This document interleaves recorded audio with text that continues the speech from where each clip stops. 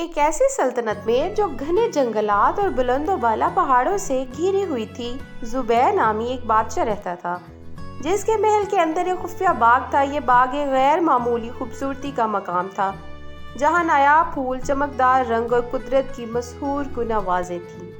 بادشاہ زبیر اکثر اس باغ میں چلا جاتا تھا تاکہ سلطنت کے بوجھوں سے دور ہو کر امن اور تنہائی تلاش کر سکے۔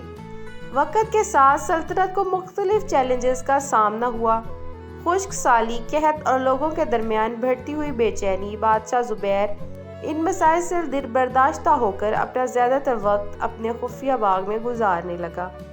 اس حقیقت سے بچنے کی کوشش میں جو اس کی سلطنت کو درپیش تھی، لوگ جو باغ کی موجودگی سے بے خبر تھے خود کو اپنے بادشاہ سے نظر انداز اور بے سہارا محسوس کرنے لگے۔ وہ آپس میں سرگوشیاں کرنے لگے کہ ان کا حکمران ان کی مشکلات سے لاپرواہ اور دور کیوں نظر آتا ہے۔ سلطنت جو کبھی خوشحال اور متحد تھی، اب تباہی کے دہانے پر تھی۔ ایک دن ایک بوڑھا دانا مالی جو سالوں سے باغ کی دیکھ بھال کر رہا تھا، بادشاہ زبیر کے پاس آیا۔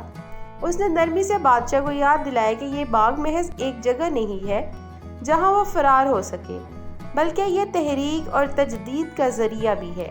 مالی نے بادشاہ پر زور دیا کہ وہ اس باغ کی خوبصورتی کو اپنے لوگوں کے ساتھ شیئر کرے تاکہ انہیں سلطنت کی ترقی اور خوشحالی کی صلاحیت یاد دلائی جا سکے۔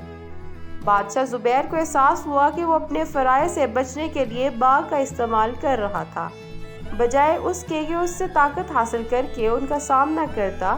اس نے فیصلہ کیا کہ وہ باغ کے دروازے کھول کر اپنے لوگوں کو مدعو کرے گا۔ باغ کی خوبصورتی نے لوگوں کے دلوں کی خوشی سے بھر دیا اور انہیں ایک نئی امید اور اتحاد کا احساس ہوا۔ باغ کی تبدیلی سے متاثر ہو کر بادشاہ زبیر نے اپنے لوگوں کی قیادت کرتے ہوئے سلطنت کو دوبارہ تعمیر کیا۔ مل جل کر انہوں نے خشک سالی اور قحط کے چیلنجوں پر قابو پایا اور سلطنت ایک بار پھر خوشحال ہو گئی۔ نتیجہ: بادشاہ کے خفیہ باغ کی کہانی سکھاتی ہے کہ حقیقی قیادت کا مطلب چیلنجوں کا سامنا کرنا اور ہمارے ارد گرد کی خوبصورتی اور تحریک سے طاقت حاصل کرنا ہے۔ یہ ہمیں یاد دلاتی ہے کہ اپنی طاقت اور امید کے ذرائع دوسروں کے ساتھ شیئر کر کے ہم اتحاد پیدا کر سکتے ہیں اور سب سے بڑی رکاوٹوں کو بھی عبور کر سکتے ہیں۔